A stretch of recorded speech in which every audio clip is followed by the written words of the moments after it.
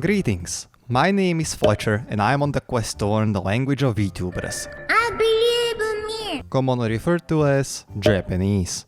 No cap. One day, during my 7-hour Anki session, I came across the word shuri, or mending/repairing. Now obviously, my zoomer brain instantly associated this word with the 2011 hit game Minecraft. And it was precisely at this point that I came across a brilliant idea. Can I learn Japanese while playing Minecraft? Now the language learning veterans among you might say, duh, obviously it's called immersion, you dumb fuck. However, up until this very moment, I have not really tried my hand at immersing or learning by playing, as I consider my vocabulary to be quite lacking.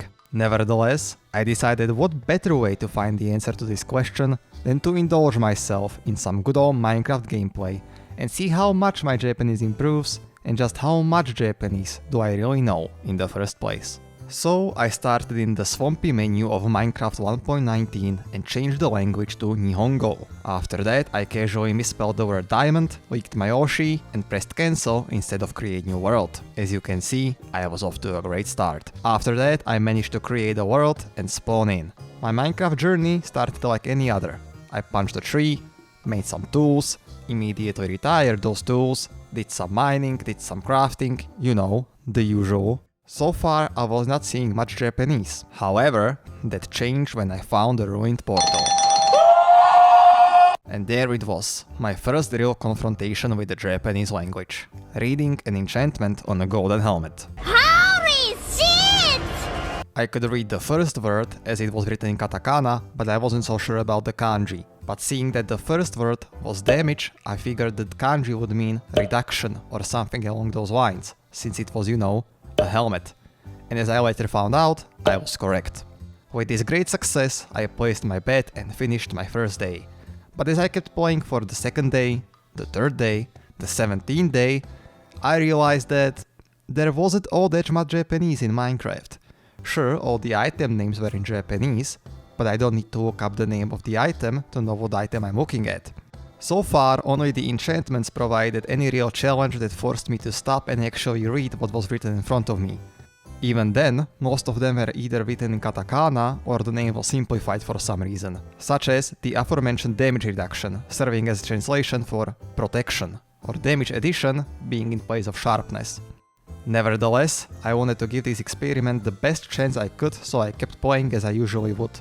I attempted to build a Japanese house, mined some diamonds, got scammed by the villagers, went to the nether, renewed my face coin membership, spent 12 minutes on a boat for no reason, you know, the usual. But the more I played, the more I realized that there simply wasn't going to be much more Japanese for me to explore.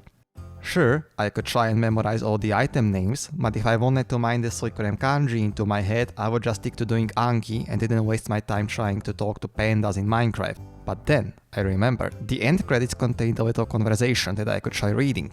So I packed my shit, went to the end, killed the damn dragon, and then the text was in English. That's right, the end credits of Minecraft are in English even if you have your game language set to Japanese. So with my hopes and balls crushed by the Swedish masterpiece, I present to you my conclusion. Can you learn Japanese while playing Minecraft?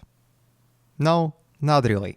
While I did learn some new words and characters, the time invested was not worth it compared to more streamlined activities such as Anki.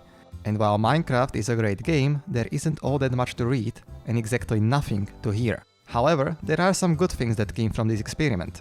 This experience has taught me that immersion is really important not for learning, but for practicing and implementing my already existing knowledge. I did not learn many new words, but I got the chance to read and understand words that I already knew outside of Anki.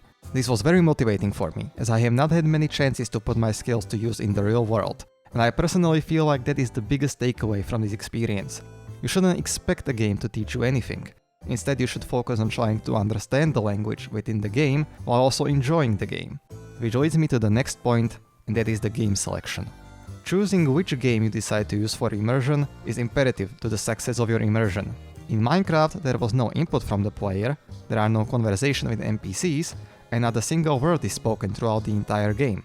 This limits Minecraft to only showing you item names, achievements, and enchantments, which is not a lot. Had I chosen a different game, where there is dialogue or more written text, I might have had a more productive experience. However, I probably wouldn't recommend playing a game you have never played before in a different language, as the struggle of trying to understand what is expected of you might negatively affect your time with the game and therefore affect your overall enjoyment from playing the game. Immersion should be secondary to you having fun with the actual game. So then, will I keep playing Minecraft in Japanese?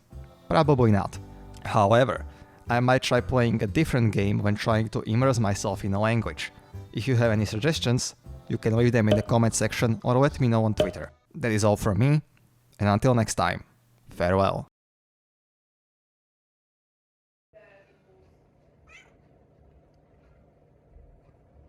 Look at this fucking idiot.